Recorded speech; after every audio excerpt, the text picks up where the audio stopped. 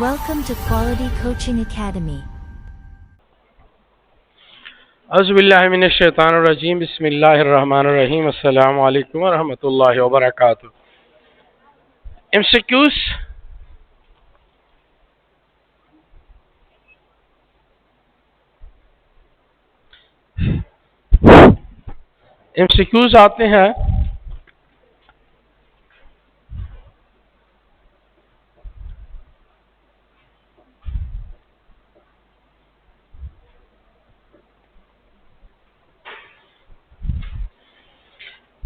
MCQs आते हैं first number MCQs दिया हुआ है the lytic enzyme release bye sperm. आप लोगों ने स्पर्मेटोजेनेसिस पढ़ा होगा। स्पर्मेटोजेनेसिस में आप लोगों ने स्पर्म की फॉर्मेशन पढ़ी होगी और साथ में आप लोगों ने स्पर्म का स्ट्रक्चर भी पढ़ा होगा। स्पर्म का जो हेड है वहां पे एक्रोसोम पाए जाते हैं, पढ़ा है।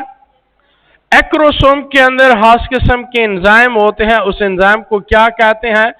Hyaluronidase enzyme.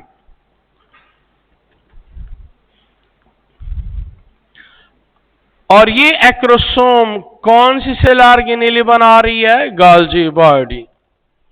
तो इसे क्यों दिया हुआ है द लिटिक एंजाइम? लिटिक मतलब वो एंजाइम्स जो कि ब्रेक डाउन कर सके, डिग्रेडेशन कर सके।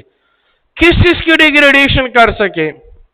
यहां जो ओवा है या जो ओवम है, इसका जो जोना पेल्यूसिडा लेयर होती है, जोना पेल्यूसिडा जो लेयर होती है, वहां पे हाइलुरोनिक एसिड पाया जाता है। उसको वो डिसॉल्व कर लेगा। जब उसको डिसॉल्व कर लेगा तो यहां पे होल पैदा हो जाएगा, जिसकी वजह से स्पर्म जो है वो अपना न्यूक्लियस आगे ट्रांसफर कर देता है और वो ओवम के न्यूक्लियस के साथ जो है वो फ्यूज हो जाएगा। सो एमसीक्यूज में दिया हुआ है the lytic enzyme release by the sperm is, उस एंजाइम का क्या नाम है? उस एंजाइम का नाम है hyaluronidase enzyme. So option D is correct. Acrosome तो रिलीज नहीं करता। एक्रोसोम तो एक सेल ऑर्गेनेली है जो कि गोल्गी बॉडी बनाती है। गोल्गी बॉडी जो है, गोल्गी बॉडी से कौन कौन सी सेल ऑर्गेनेलीज बनती हैं? लाइसोसोम, पैराक्सिसोम, ग्लाइक्सिसोम, वेक्यूल और एक्रोसोम। ये सारे जो है गोल्गी बॉडी डिराइवेटिव्स। और उसकी गोल्गी बॉडी की कौन से साइट से डिराइव होती हैं? सिस या ट्रांस साइट्स। नेक्स्ट एमसीक्यू दिया हुआ है in the absence of acrosome the sperm. अगर एक्रोसोम ना होते, अगर इस स्पर्म जो है इसके ऊपर ये एक्रोसोम ना होते तो क्या होता? So can not penetrate the eggs. वो स्पर्म जो है वो एग में पेनिट्रेट नहीं होता, वो उसका न्यूक्लियस आगे ट्रांसफर नहीं होता। सो एमसीक्यू नंबर सेकंड में करेक्ट ऑप्शन क्या है? ए। थर्ड नंबर एमसीक्यू दिया हुआ human sperm move with the help of. ये जो आपको टेल नजर आ रही है इसको फ्लेजेलम कहते हैं। फ्लेजेलम, फ्लेजेला। और ये फ्लेजेला किस चीज से बना होता है? ट्यूबुलिन प्रोटीन से। याद रखें प्रोकैरियोट्स में फ्लेजेला फ्लेजिलिन प्रोटीन से बना है और यूकैरियोट में ट्यूबुलिन प्रोटीन से। समझ आई बात है? ठीक। So human sperm move with the help of flagellum. So option B is correct. So MCQ number third में करेक्ट ऑप्शन है बी। एमसीक्यू फोर्थ पे आते हैं spermatogonia are formed by mitosis. आप लोगों ने पढ़ा हुआ है कि हमारे पास इंटरस्टिशियल सेल्स हैं, वहां पे स्पर्मेटोगोनिया होते हैं। स्पर्मेटोगोनिया जो है वो डिवाइड हो जाते हैं दो में, एक ए और एक बी। ये किस प्रोसेस से होता है? माइटोसिस के जरिए से। ए जो है वो अपने आप को दोबारा रिटेन कर लेता है, जबकि बी जो है फिर मियोसिस के जरिए से 2 में, मियोसिस 2 के जरिए से 4 में, फिर इनसे जो है स्पर्म बन जाते हैं। तो स्पर्मेटोगोनिया किस प्रोसेस से बनने है? स्पर्मेटोगोनिया माइटोसिस के प्रोसेस बनता है। सो एमसीक्यू नंबर 4 में करेक्ट ऑप्शन है B. MCQ fifth, acrosome is made up of Golgi body. So option D is correct. MCQ 6 पे आते हैं, which in the following group include all STD. STD कहते हैं sexually transmitted diseases. So option C, gonorrhea and hepatitis B, both are STDs. याद रखें, अभी तक तो हमने किताबों में नहीं देखा मोस्ट सेक्सुअली ट्रांसमिटेड डिजीज कौन सी है. Most common sexually transmitted hepatitis B. दया सते हम तो अक्सर किताब में पढ़ते हैं HIV सेक्सुअली ट्रांसमिटेड डिजीज या साइफिलिस या गोनोरिया, लेकिन hepatitis B that's most common sexually transmitted disease है. So option C is correct. Option A इसलिए नहीं है कि इसमें हीमोफीलिया है, और हीमोफीलिया आपको पता है सिकल सेल एनीमिया, हीमोफीलिया वो तो पॉइंट म्यूटेशन की वजह से होता है. ऑप्शन बी इसलिए नहीं है कि यहां पे कॉलरा आता है, विब्रियो कॉलरा. सो वो बैक्टीरियल जो है वाटर बॉर्न डिजीज है. और ऑप्शन डी इसलिए नहीं है कि इसमें मलेरिया है. मलेरिया जो है वो फीमेल एनाफिली मस्किटो की वजह से होती है. एमसीक्यूज आते हैं 7. Causative agent of syphilis is. Syphilis किस वजह से होता है? Treponema pallidum. So option C is correct. Treponema pallidum bacteria है. 4 स्टेजेस हैं अगर आप लोगों को याद है, primary, secondary, latent, then tertiary. Primary, secondary, latent, then tertiary. और प्राइमरी में आप लोगों ने पढ़ा कि ब्लिस्टर बन जाते हैं. सेकेंड स्टेज होता है, इसमें पूरी बॉडी पे स्प्रेड हो जाते हैं. थर्ड में आप लोगों ने पढ़ा वह डिसअपियर हो जाते हैं. और लास्ट स्टेज में ग्यूमास बन जाता है. एमसीक्यू 8 पे आते हैं. AIDS is reduction in the number of helper T cell. क्यों? HIV किस पर अटैक करता है? हेल्पर डी सेल्स पर अटैक करता है. तो हेल्पर डी सेल्स की तादाद जो है वो कम हो जाएगी, क्योंकि वो उसकी लाइसेंस कर देता है. हेल्पर टी सेल्स हमारी बॉडी में हेल्पर टी सेल रिकॉग्निशन करता है, स्कैनिंग करता है. किसी भी एरे गैरे पैथोजेंस आपकी बॉडी में एंटर होते हैं उसको रिकॉग्नाइज कर लेता है. फिर या वो इसको एंटीबॉडी के जरिए से या वो बी सेल्स के जरिए से उसको डिस्ट्रॉय कर देता है. So option B is correct. MCQ number 8 में. एमसीक्यू नंबर 9 आते हैं. What is the correct sequence order of travel of sperm through the female reproductive tract before it reach the egg?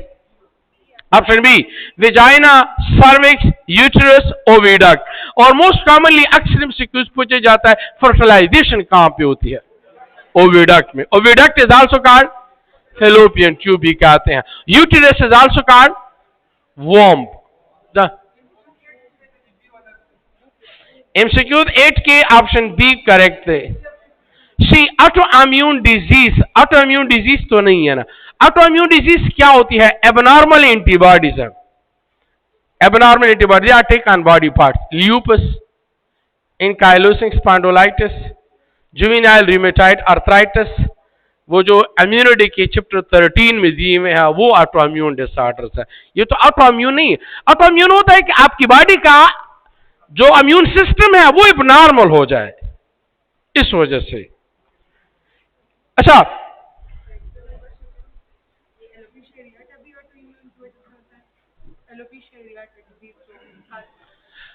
नहीं. ऑटोइम्यून डिसऑर्डर्स वो disorders है जब आपकी body antibody abnormal हो जाए, तो एबनॉर्मल एंटीबॉडीज की वजह से नहीं होता. अच्छा, एमसीक्यू नंबर आते हैं 10. What is fertilisation? Fusion of sperm with egg nuclei, that's simple called fertilisation. MCQ 11 दिया हुआ है. What trigger the completion of meiosis of secondary oocytes? आप लोगों ने पढ़ा हुआ है कि सेकेंडरी oocyte मियोसिस 2 पहले क्या होता है? पहले चूंकि यहां पे हमारे पास आप लोगों ने पढ़ा हुआ है कि बेबी गर्ल्स की पैदाइश से पहले उसकी ओवरी के अंदर नंबर ऑफ oogonia फिक्स किए जाते हैं और उसमें मियोसिस शुरू हो जाता है. लेकिन मियोसिस को फिर प्रोफेज 1 पे स्टॉप किया जाता है. उसके बाद जब उसकी बर्थ होती है और वो पहला मेनार्क जब शुरू हो जाता है, फर्स्ट मेंस्ट्रुअल साइकिल, और फिर उसके बाद फेक ओवा को सेलेक्ट किया जाता है या दो फ्रॉम आइदर ओवरीज। उसके बाद मियासिस कंटिन्यू हो जाते हैं और मेटाफेज 2 में इसको स्टॉप किया जाता है। स्टॉप इसलिए किया गया कि अगर स्पर्म अवेलेबल हुआ तो फिर ये कंप्लीट होगा और ओवम बन जाएगी, पूरा है ना। सो अगर स्पर्म अवेलेबल नहीं हुआ तो इसी स्टेज पे उसको डीजेनरेट किया जाता है। तो यहां पे क्यों दिया, what trigger the completion of meiosis of secondary oocyte। Secondary oocytes की स्पीड, सेकेंडरी oocytes को कंप्लीट करना, आगे ओवम बनना किस वजह से होता है, entry of sperm into the egg cell. So option B is correct. Clear. इस 11 एमसीक्यूज में किसी को कोई क्वेश्चन? ये सारे क्लियर है आप लोगों के? ठीक है। एमसीक्यू तो आते हैं 12 पे।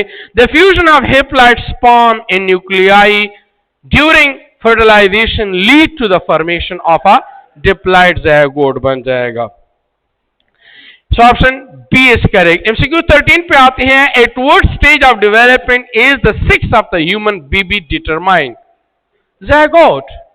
ऑब्वियसली, क्योंकि अगर वहां से स्पर्म आ रहा है और इधर से ओवा आ रहा है, तो ओवा में तो अंडरस्टूड है कि एक्स होगा। स्पर्म दो किस्म के हैं, एक एक्स है एक वाई है। अगर वाई वाला है तो अंडरस्टूड है कि एक्स वाई मेल पैदा होगा। अगर एक्स वाला है तो एक्स एक्सिस मेल के क्या बनाएंगी, फीमेल बनाएगी। तो ज़ायगोट की टाइम पीरियड डिटरमाइन हो जाता है कि ये मेल बनेगा या फीमेल बनेगा। आपको कब पता चलता है? जब फीटस बन जाए और आप अल्ट्रासाउंड कर ले, जब उसकी 4 महीने पूरे हो जाएं। तो option A is correct. MCQ 14 दिया हुआ है, which of the following is the correct number of chromosome based on the cell type? C sperm 23, egg 23, zygote 46. 15 the sex of the human baby is male if sperm has a Y chromosome. और अगर single x आ जाए zygote में, हम इसको क्या कहते हैं? Turner syndrome कहते हैं, और ये स्टेराइल होगी। और अगर डबल एक्स वाई आ जाए तो क्लाइनफेल्टर हो जाएगा।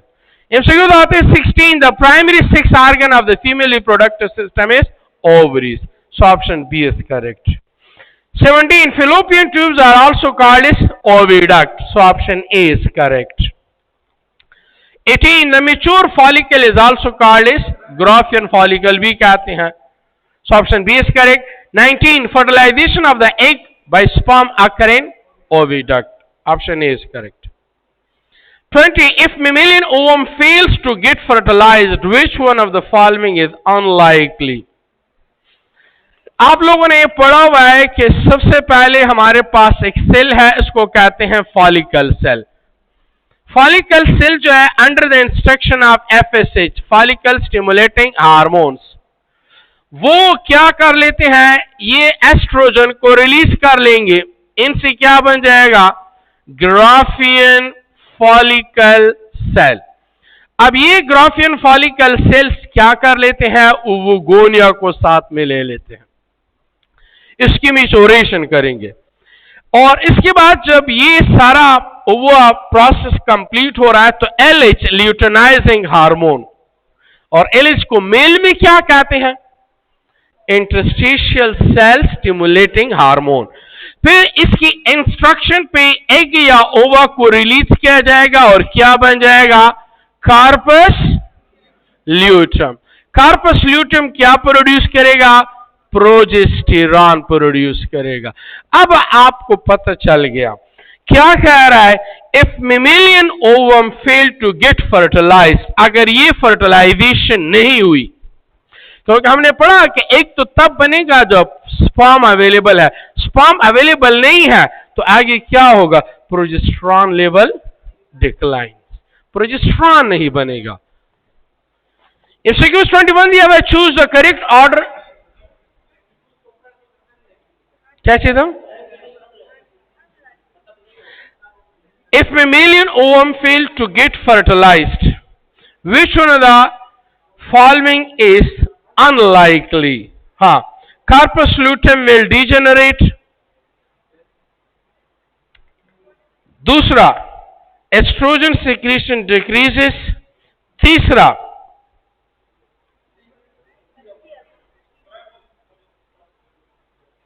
Primary follicle start developing.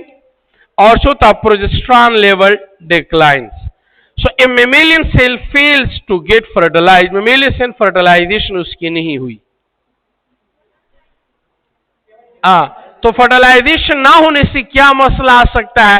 Fertilisation ना होने की वजह से जाहिर बात है कार्पस कलोसम नहीं बनेगा। डिजेनरेट होने की तो बात ही नहीं है, कार्पस ल्यूटम नहीं बना। और दूसरा, प्रोजेस्टेरॉन सिक्रीशंस, यहां पे उन्हें क्या लिखा हुआ है? Progesterone secretion declines. क्यों? क्योंकि हम कहते हैं if fertilisation fail to take place the progesterone level declines, ये कम हो जाएगा। क्यों कम हो जाएगा? क्योंकि स्टार्ट से हमारे पास एफएसएच की सिक्रीशन बढ़ेगी और उस वक्त प्रोजेस्टेरॉन की सिक्रीशन कम होगी। जब हम नेक्स्ट उसकी बात कर रहे हैं, मेंस्ट्रुअल साइकिल की बात कर रहे हैं, तो फर्टिलाइजेशन नहीं हुई, अनलाइकली का मतलब आप कॉन्सेप्ट इसका क्या लेना चाहते हैं? ना होना। नहीं, इसका ये मतलब ना होने का मतलब नहीं है। इसका ये मतलब है कि हमारे पास अगर स्पर्म फर्टिलाइजेशन नहीं हुई एक के साथ, तो क्या पॉसिबिलिटी है? क्या चीज हो सकता है? इसका ये मतलब है कि प्रोजेस्टेरॉन सिक्रीशन डिक्लाइन हो जाएगा। ये इसका ये मतलब है। अगर आप इसको दूसरे सेंस में आसान अल्फाज में कराना चाहते हैं तो हम सिंपल वर्ड में भी कह, व्हाट विल हैपन। सो फिर तो डायरेक्टली स्टेटमेंट क्लियर हुआ, फिर तो हम डायरेक्ट कहते हैं कि जी प्रोजेस्टेरॉन सिक्रीशन कम हो जाएगी। लेकिन अगर हम कहते हैं कि स्टेटमेंट को which one of the following is unlikely, means के इसका यही मतलब हुआ कि एक कंडीशन से ये होती है कि थोड़ा सा स्टेटमेंट को थोड़ा सा पीछीदे किया जाए कि वो एक डायरेक्ट स्टेटमेंट और एक इनडायरेक्ट स्टेटमेंट। तो इनडायरेक्ट स्टेटमेंट का मतलब है कि इसके साथ क्या रीजन हो सकता है, इसका ये मतलब है। 21 दिया है, choose the correct order for the path of sperm from testis to outside the body. Option B, epididymis, duct deferentia, ejaculatory duct और पीनस। आप लोगों ने तो खैर पढ़ा होगा कि वहां पे टेस्टिस के अंदर जो है सेमिनिफेरस ट्यूब्यूल है, सेमिनिफेरस ट्यूब्यूल से वादा एफरेंशिया आता है, फिर एपिडिडाइमस, फिर वादा डिफरेंशिया, फिर शार्ट एजाकुलेटरी डक्ट, फिर उसके बाद external genitalia. 22 the main function of prostate is, prostate क्या सेक्रेट करता है? हमारे पास 4 किस्म के ग्लैंड्स है ना, मेल में एक्सेसरी ग्लैंड जिसे कहते हैं, इसमें एक प्रोस्टेट ग्लैंड भी है। सो सेक्रेट क्या करता है? अल्कलाइन म्यूकस सेक्रेट करता है।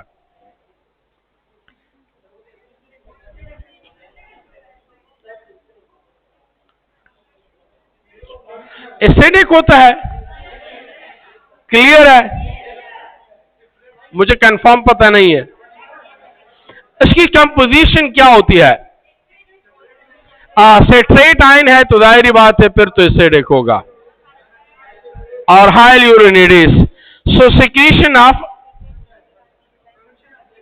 हाँ इसमें कह ले सिक्रीशन ऑफ वो कर ले acidic fluid, secretion of acidic fluid, citrate इसके साथ होता है। 23rd the following is unpaired gland, prostate gland हमारे पास अनपेयर्ड होता है। So option B is correct. 24 bulbourethral gland is also known as Cooper's gland, option A is correct। 25 bulbourethral gland is a exocrine है या endocrine है? exocrine gland है, duct होता है, so option B is correct। 26 what is the generation of plant produced by crossing of true breeding parent plant called? That's called is F1 plant कहते हैं इसको।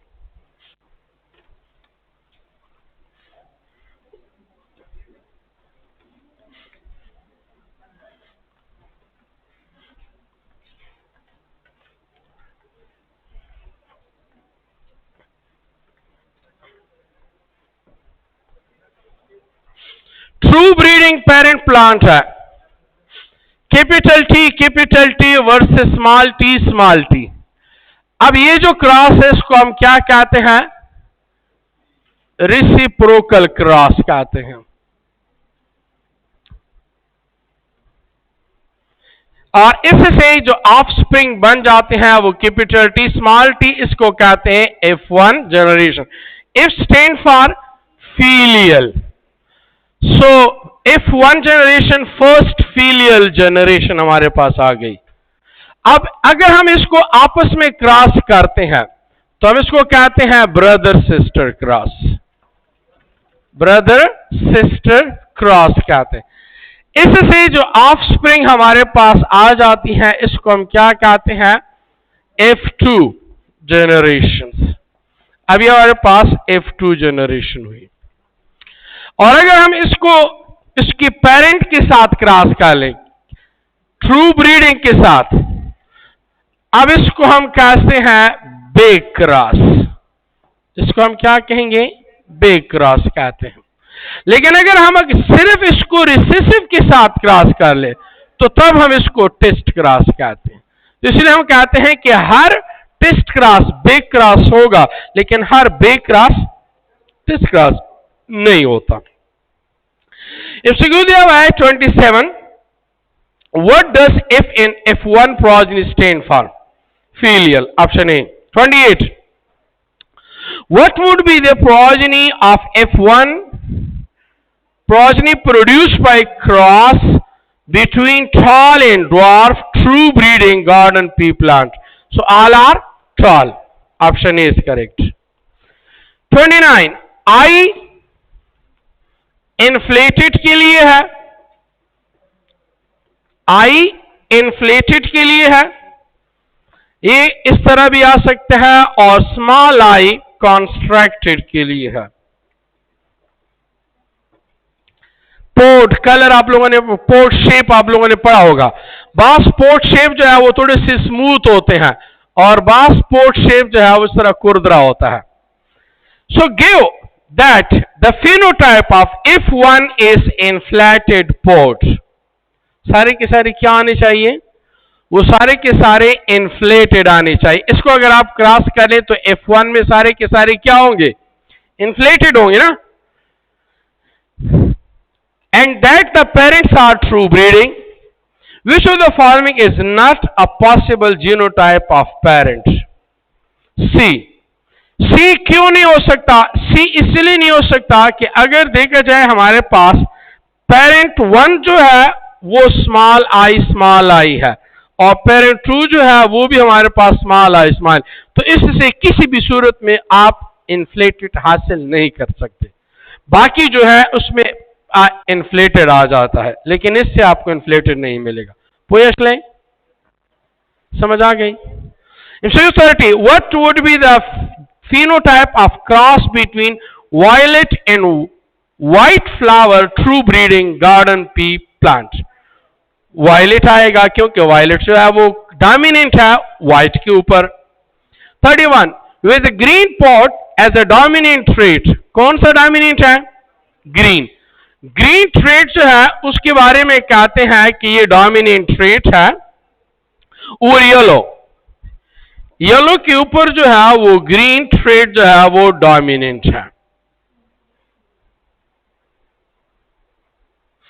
Which of the following crosses will result in all progeny having yellow pods?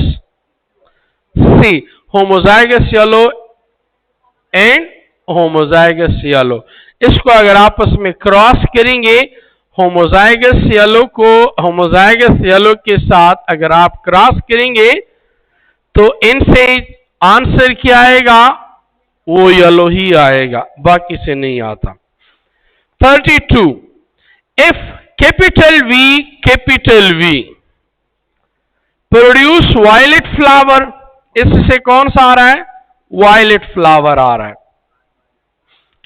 And small v produce white flower, इनसे जो है white flower आ रहा है। What will be the phenotypes and genotype of F1 progeny? सो जाहिर बात है ऑप्शन ए ये अगर क्रॉस करेंगे तो सारे के सारे कौन से होंगे? वायलेट होंगे और जीनोटाइप इस तरह होगा इसका। Clear? 32, 33, the factor which expressed in homozygous and heterozygous state is called dominant trait. यहां तक किसी का कोई क्वेश्चन? क्लियर है?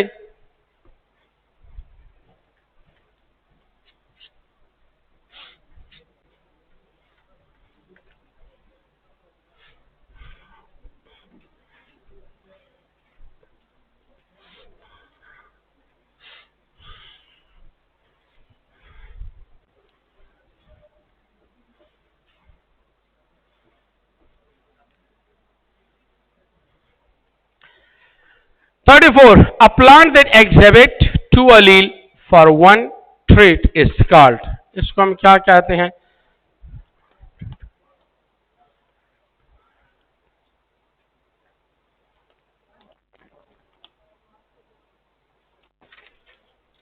A plant that exhibits two allele for only one trait, monohybrid cross.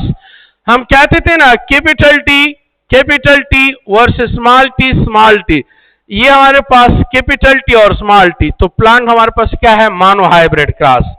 Monohybrid cross में एक ट्रैट को, कैरेक्टर को क्रॉस किया जाता है, और डाईहाइब्रिड क्रॉस में दो ट्रैट को। उसमें हम कहते थे कैपिटल आर और कैपिटल वाई स्मॉल आर और small Y. 35. During meiosis, what happened to the parental allele? They segregate, they separate. 36. The presence of two different allele at a particular locus is called heterozygous. Option B. 37. Which of the following is a recessive trait in pea plant? Dwarf stem height. 38. If you were to sample garden plant, pea plant in Mendel garden, which of the following state would be hold? A. Round seeds were more abundant than wrinkle seeds. चंगा, वो half gene जब आ जाता है, एक gene absent हो जाता है, let's suppose हमारे कैपिटल टी स्मॉल टी है और यहां पे ये सिर्फ ये एक टी आ गया, इसको हेमिजाइगस कहते हैं। उसमें बिल्कुल होते नहीं है, नल में बिल्कुल एब्सेंट होते हैं। नल गमीट जिस तरह कि हमारे पास 6 डिटर्मिनेशन होती है, तो स्पर्म या ओवा में एक्स क्रोमोसोम नहीं होता, तो उसको हम नलोगेमीट कहते हैं। So option A is correct. 39. What was the model organism used by Mendel to give the law of inheritance? Garden pea. 40. Which of the following is not a pair of contrasting traits studied by the Mendel? Pink and white flower. Option D. 41. What was the type of pea lines used by Mendel? True breeding. 42. What method is used to produce a true breeding lines? Self pollination के जरिए से। 43. What accordingly to Mendel was responsible for inheritance of specific trait? Factor उन्होंने कहा था, बाद में चाहे jeans Johnson ने यूज किया। 44. What branch of biology focuses on the study of pattern of inheritance? Genetics. 45. The process of transfer of character from parent to offspring is referred to inheritance. 46. What determines the difference between the progeny and parents? Variations. 47. Who proposed the law of inheritance in living organism? Gregor Mendel. Option A. 48. Which of the following shows incomplete dominance? Flower color in Mirabilis jalapa. याद है ना, pink और white, red और white को cross करते थे, red white को cross करते थे और इनसे ऑफस्प्रिंग सारे के सारे पिंक आते थे, फिर इसकी आपस में क्रॉस किया जाता था। सो इनसे हमारे पास रेड, पिंक और व्हाइट, सो 1:2:1 आता था और ये इनकम्प्लीट था। If a cross between true breeding red flower and true breeding white flower plant gave rise to pink flower progeny, which of the following mode of inheritance? Incomplete. Option B. 50. Izhar observed a plant in his garden. He hypothesized that the stem height exhibited incomplete dominance. कौन सा है? Incomplete dominance है। ये 1:2:1 की बात हो रही है। To check for his he created true breeding line of tall and short plants. He then crossed these and completed 1,000 progeny. Which of the following cases met his hypothesis?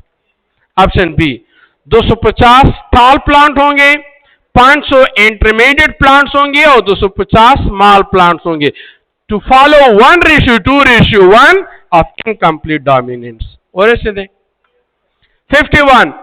Which scientist in his recapitulation theory state that the ontogeny recapitulate phylogeny? Ernest Haeckel. Option A. 52. Which scientist in his recapitulation theory state ontogeny recapitulates phylogeny? आप लोग के साथ दो theories हैं, biogenetic law और दूसरा कौन सा है? Recapitulation theory. ये दो थ्योरीज है, एक अर्नेस्ट हैकेल ने पेश की है और दूसरा कार्ल वॉन बियर। अब उन्हें कहा है कि ऑन्टोजेनी जेनेटिक्स जीन्स रिकैपिचुलेट्स रिपीट होगा फाइलोजेनी फिजिकल स्ट्रक्चर्स के बाद। मींस कि अब हमारे फिजिकल बॉडी है, ये फिनोटाइप्स हैं, हमारे जीन्स बनेंगे, आगे वो ट्रांसफर होंगे, उस जीन की वजह से आगे नेक्स्ट जनरेशन पैदा होगी और ये कंटिन्यूसली फ्रॉम स्टार्ट से एंड तक के प्रोसेस चलता रहा है। नेक्स्ट जो है, during evolution the first cellular form of life appeared before how many millions year ago? 2000। Option A 53. Accordingly to spontaneous generation, life originated only spontaneously. Evolution स्टास्टिकम chapter दे आ गई, उसमें 4 लाइनें हैं इंट्रोडक्शन में। 4 लाइनों में उन्होंने 4 थ्योरी पेश किया। एक है स्पॉन्टेनियस जनरेशन, एक है कॉस्मोजोन थ्योरी, एक है बायोकेमिकल एवोल्यूशन और एक है special creation. 54. Life originated in water, ये कॉमन सेंस है। 55. This was the name of ship in which Darwin sailed around the world? HMS beagle, her majesty ship इसको कहते हैं। 56. This fitness was the fitness referred by the Darwin for natural selection. Survival उसने पेश किया था, हार्बर्ट Spencer. Survival of fittest जो था वो तो हार्बर्ट स्पेंसर का था। Reproduction fitness is the fitness refer to the Darwin for natural selection. Natural selection क्या होती है? नेचर सेलेक्ट करेगा, किसको सेलेक्ट करेगा? जो अपने आप को रिप्रोड्यूस कर सके। सर्वाइवल ऑफ फिटेस्ट वो हार्बर्ट स्पेंसर का था। सर्वाइवल ऑफ फिटेस्ट आ गया was the original idea of हार्बर्ट Spencer. Option D. 58. The drawback of Darwin was that it couldn't explain variation को उन्होंने डिस्कस नहीं किया था। 59. In some animal, the same structure develop along different direction due to adaptation to the different needs. That is called as divergent evolution. और example क्या थी divergent evolutions की? Homologous, cat paw, horse front leg, human hands, ये था हमारे पास। 60. The process of formation of one or more new species from existing species called speciation. 3 है फिर हमारे पास time. 61. The 2 key concept branching, descent and natural selection belong to the Darwin theory of evolutions. 62. Lamarck was a French naturalist. 63. Use in this theory was given by Lamarck. So option D is correct. 64. Lamarck used giraffe as an example of use and this use के लिए फिर snake use किया था। 65. Which of the following were not among the basic concept of Lamarckism? Struggle for existence. 66. From Lamarck theory, giraffe have a long neck because stretching of neck over many years by short neck ones. In 67. Was the island Galapagos Island or last है convergent evolutions.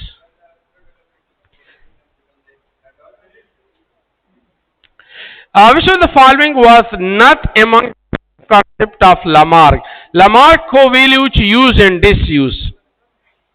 अच्छा, use and disuse Lamarck का था, और उसके बाद struggle for existence 5 points थी, उसमें उन्होंने कहा था struggle for existence, over production, variation, natural selection और speciation.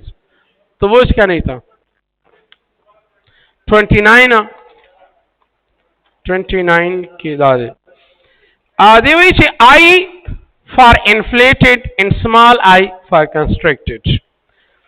Given that the phenotype of F1 is inflated pods, आपके पास F1 में क्या आनी चाहिए? inflated pods आनी चाहिए। And that the parents are true breeding, which one of the following is not a possible genotype of parents? अच्छा, अब अगर आप देख लें पेरेंट्स ट्रू ब्रीडिंग होने चाहिए। पहला ऑप्शन क्या है? Capital I versus small I, ये तो ट्रू ब्रीडिंग है। क्रॉस भी किया तो भी इसकी ऑफस्प्रिंग जो थे वो इन्फ्लेटेड आ रहे थे। सेकंड को देख लें, पहला पेरेंट्स कैपिटल आई, दूसरा भी कैपिटल आई, तो भी क्रॉस क्या, ऑफस्प्रिंग क्या आएगा? इन्फ्लेटेड। ये भी ठीक है, ट्रू ब्रीडिंग है। तीसरा कहते हैं दोनों रिसेसिव है। अब ट्रू ब्रीडिंग तो है, लेकिन मसला क्या है? ये दोनों रिसेसिव है, इन्फ्लेटेड नहीं आ रहा, कंस्ट्रक्टेड आ रहा है। लास्ट क्या है? अब हमारे पास पेरेंट 1 जो है वो स्मॉल आई है, पेरेंट 2 जो है वो कैपिटल आई है। इससे भी इन्फ्लेटेड आएगा, पेरेंट्स भी ट्रू ब्रीडिंग है, लेकिन सी जो है उससे इन्फ्लेटेड नहीं आता। Wish you best of luck. Allah Hafiz.